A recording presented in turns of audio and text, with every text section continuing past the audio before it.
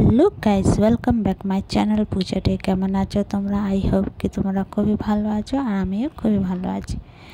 তো বাবু একটু কেক খাচ্ছিল, তো ওরা কেকটা একটু খাওক, তবে আমরা রান্না করে চলে আসলাম একটু নাস্তা বানানোর জন্য। তো দেখো, এখানে নিয়ে নিলাম সুজি, আর এই যে বড় সাইজের একটা পেঁয়াজ কুচি কুচি কেটে নিয়েছিলাম। তারপরে দিয়ে দেবো শিমলা মির্চ, টমাটার, কাঁচা লঙ্কা একটা বড় সাইজে দিয়েছিলাম, আর এক বাটি দই, স্বাদ অনুসার নুন, চিলি ফ্লেক্স, কস্তুরি মেথি,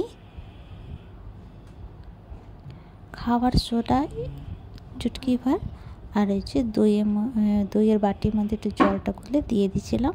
তো ভালো করে মিলিয়ে নেব। তো চলো মিলিয়ে আসছি। তো এই যে মিলিয়ে দিলাম।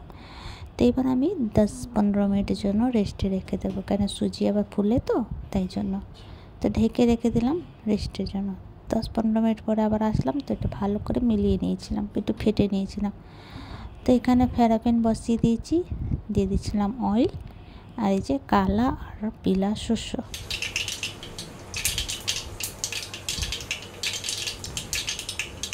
তো শস্যটা পুড়ে গেছে।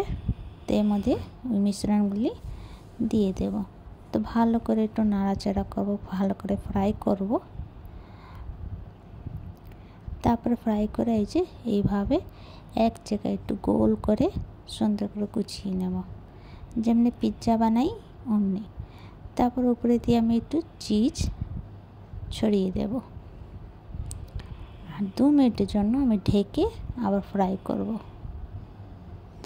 তো সমস্ত ওই যে চিজ লাগিয়ে দিলাম। 2 মিনিট পরে তো আমার এই যে সিম্পল সা নাস্তা রেডি। তো তোমাদেরকে আমার ভিডিওটা কেমন লাগলো? ভালো লাগলে প্লিজ লাইক, শেয়ার, কমেন্ট করো, সাবস্ক্রাইব করে দিও। আবার নতুন ভিডিওর সঙ্গে দেখা হবে। তো তোমরা সবাই ভালো থেকো, সুস্থ থেকো। ভিডিওটা কেমন লাগলো কমেন্ট করে জানিও। ভিডিওটা এখানে শেষ করছি। Bye bye, take care.